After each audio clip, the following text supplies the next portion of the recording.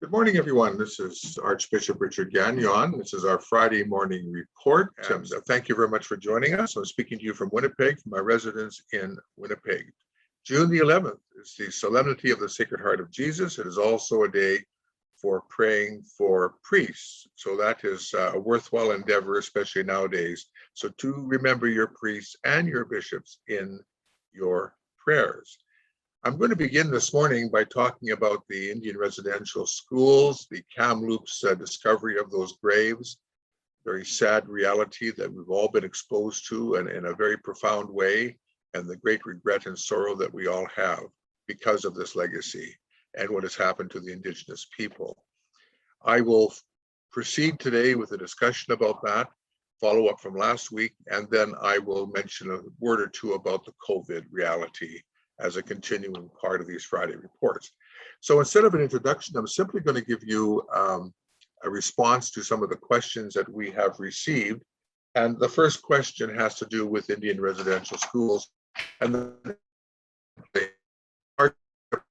I'm fairly recent immigrant to Canada.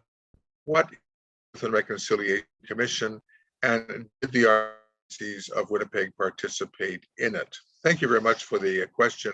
And I think a lot of people may have that question, especially if you have not been exposed to this before or very much, or you're a recent arrival in Canada. The Truth and Reconciliation Commission itself is a result of what is called the Indian Residential School Settlement Agreement in 2006 between the government, First Nations, and the church. And coming from that settlement agreement, the TRC, the Truth and Reconciliation Commission, was established. Now, between the settlement agreement in 2006 and there was a delegation of First Nations people that went to Rome to meet Pope Benedict in 2009 in April, and exchange of gifts. There were speeches made. The Pope reacted to what the people were saying. He expressed regret over what happened in the past in Canada residential schools. So following that encounter, then the residential school question, the Truth and Reconciliation Commission began its work with a lot of energy across the country. And 2010, the first of 7 national events occurred. These national events were times in which people came and gave their testimony about residential schools. They were largely attended by a large number of people. The first one was in Winnipeg. Winnipeg was indeed the epicenter of the Truth and Reconciliation Commission as it rolled out across Canada, 7 national events. And in addition to that, there were also quite a number of northern events in northern Canada where there were hearings, information was gathered about residential schools, and awareness of the situation was made known nationally during that time. So it was a very intensive time in Canada as we heard about the residential school legacy, the difficulties and negativities that were involved. I participated in one of those, actually 2 of them, one in Vancouver and one in Victoria. When I was Bishop of Victoria, I apologized for the actions of Catholics being involved in the residential schools for the church on Vancouver Island. And the one in Vancouver was a much larger gathering. There were a number of bishops that were in attendance as well. So that's what the Truth and Reconciliation was. It was an important series of events to hear the testimony, but also too, there was also testimony given in another venue during the TRC for people who worked in the schools and what their experiences were working in the schools. And so we had that as kind of a side reality to the actual public profile of the TRC. In 2013, the University of Manitoba signs an agreement to host the National Research Center for Truth and Reconciliation as part of the lasting legacy of the TRC. So University of Manitoba is a place where there is a national research center, files are there, and so on. pertaining to the residential schools. In 2014, the last of the 7 national events occurred in Edmonton, and 2015, the report of the TRC was released publicly. So that's what the TRC was. And of course, you can always get much more detail to it. I just gave you a bird's eye view. If you're not familiar with the Truth and Reconciliation Commission, I would say with regards to that, the request for the Pope to render an apology, which came out from the Truth and Reconciliation report, is something that it's a reality we're still living with today. And it's important that at that very beginning that the bishops as a body in Canada, which is a very diverse body of people, diverse dioceses, were not engaged in the beginning in this whole process. And so, trying to figure out how to respond to this request of the Holy Father. And we know that in 2009, the Pope met with the delegation and expressed his sorrow and regret to the First Nations. And so over the last 4 years, the bishops of Canada, through a working group, which I have been a part of, have met in bilateral discussions with the First Nations, with the Métis, and also with the Inuit at the highest levels in the country, to kind of determine how best to move forward in the area of reconciliation, and also to engage the Holy See. And the Holy See has been engaged in these in this whole sort of dialogue over the last 4 years. So this is something that's been worked at, and it's been very fruitful. It's been a wonderful experience of walking together, bishops with the First Nations, and then the bishops with the Métis, bishops with the Inuit. And there was in 2020, last year, plans to actually have a delegation meet with the Holy Father, with delegates from the three Indigenous components in Canada, separately with the Holy Father. And those plans are all going along very well. And the idea was for the Holy Father to meet personally with people, elders, residential school survivors, youth, to meet with them personally, to hear their stories, to dialogue with them, and to get a chance to really express his reaction to what they have to say. That's something we were looking forward to very much.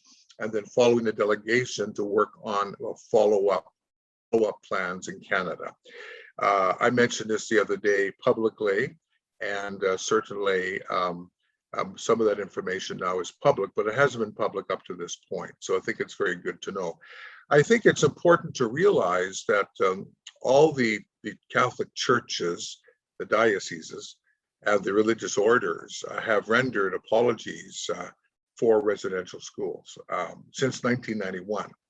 And that's an important thing to recognize, even though often we hear that the Catholic Church has not apologized for residential schools. In fact, they have. The Catholic churches in Canada that were involved directly or indirectly with residential schools. That's very important to be aware of that. Also, the files were turned over to the TRC. And if there's any areas where there's further information that's required, I would imagine that the TRC would simply deal directly with that particular entity, that religious order, to sort of not uncover, but to kind of come to a way of solving some of those queries. But these files are not something that's hidden from the public. They're not, they've all been turned over. It's important to know that. A lot of work went into that. Winnipeg is also part of that as well. And so I don't think this has really been understood very clearly. And a lot of very harsh language about the church has been said publicly, and I think that that's unfortunate, because what happens there is that it creates further division and further angst. I think it's important to engage people, to engage the bishops, to really have meetings face-to-face to talk about these things. That's very, very important. We as Catholics, we understand that, yes, okay, apologies have been given, but we understand clearly the role of the Holy Father. Catholics understand the important role of the Holy Father as a symbol of the whole church, the universal church. And they also understand the role of the individual churches in Canada, the Catholic churches in Canada. So, you know, it's really, it's not as it appears in many people's minds about the church, that the church is not one giant entity with the Pope on top. But the Pope is the leader of faith of the whole church.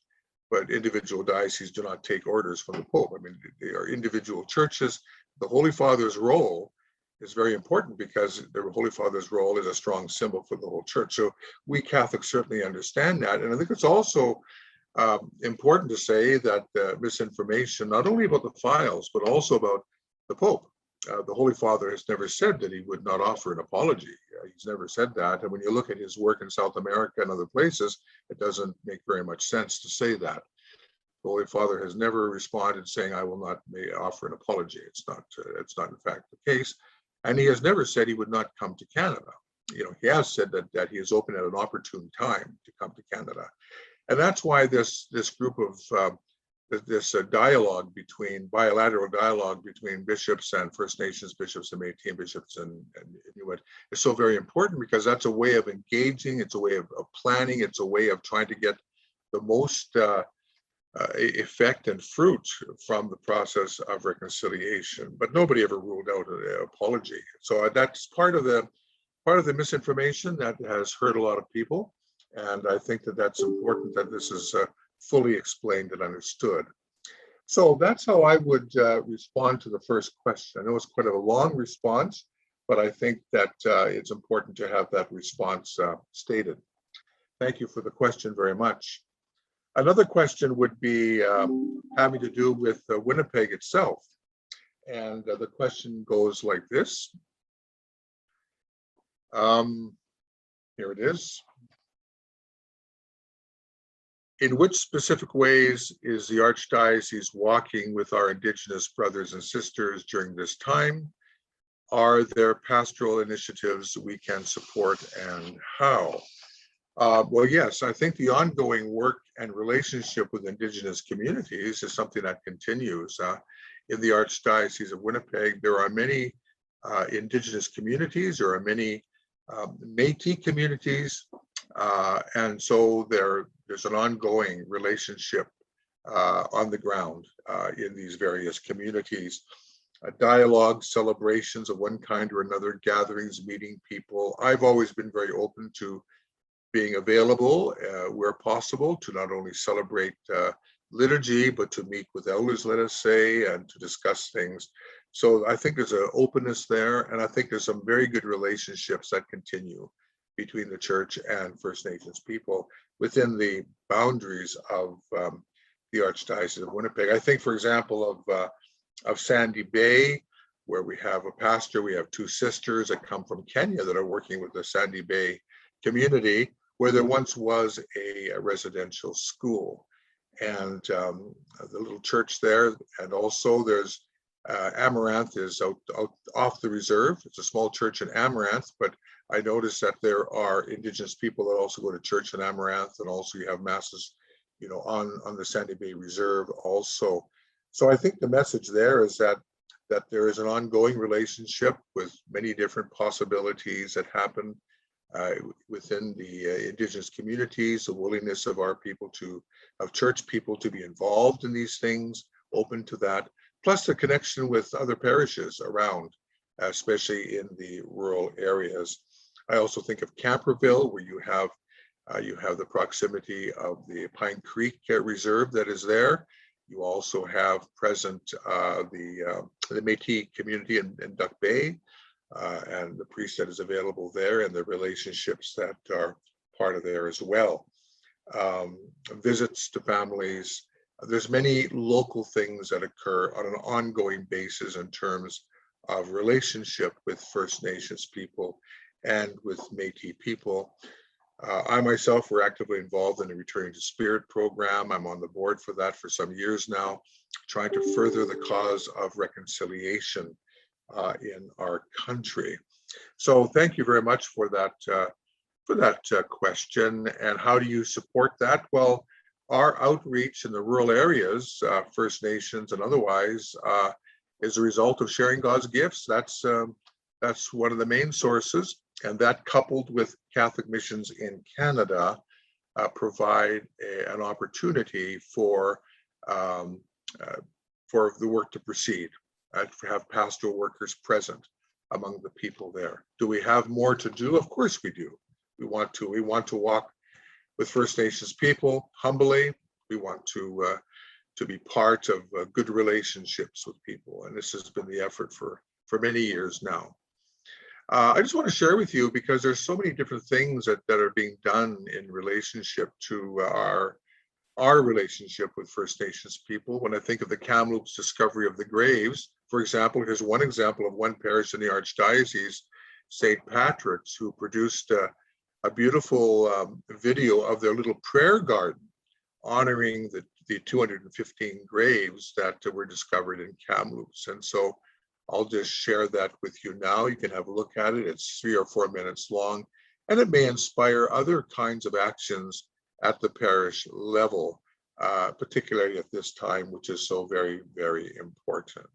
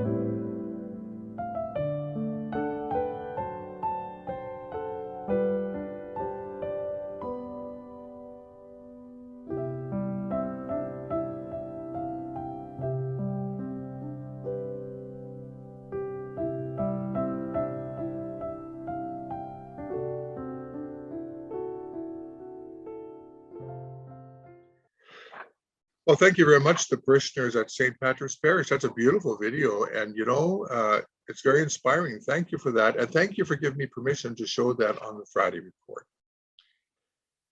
So, moving on now to COVID very briefly.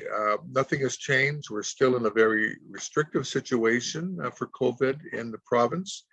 As of this coming Saturday, outdoor gatherings in public spaces for up to 5 people are once again allowed. That's in the public parks and so on. That is something that is allowed according to the protocols in Manitoba. And outdoor gatherings on private property is also up to 5 people coming from 2 households maximum, in addition to the people who live there or are once again allowed. So once again, to repeat that 5 people coming from 2 households maximum, in addition to the people who live at that location, in addition to them, are once again allowed. And so, again, we're looking forward in the very, very few weeks to come a greater opening up of the province. And we're all waiting for that with great anticipation. You can always find out about the vaccines by going to the province's website for more information of how to avail yourself of that and where they are being given to people. I'm due for my second shot in a week, and it took me 2 minutes on the computer to arrange a time to go in. So it's very well done. I should say, though, that outdoor masses in cars are allowed, and so is communion given to people in the cars. A number of our parishes are doing that on Sundays, mass being said privately, separately, but people in the cars tuning in through social media to the mass and also receiving Holy Communion. So that also is allowed in the province as well. So that's our update for COVID. Thank you for your patience and all the hard work that's been done for so long to mitigate the virus in the province of Manitoba. So that's our report for this Friday. Thank you for your patience. We covered a number of important items. May God keep you and your family safe. May He bless you always. And remember to pray always. Pray for your priest this Friday. It's a special day for your priest and for your bishop. May Almighty God bless you, the Father, the Son, and the Holy Spirit. Amen.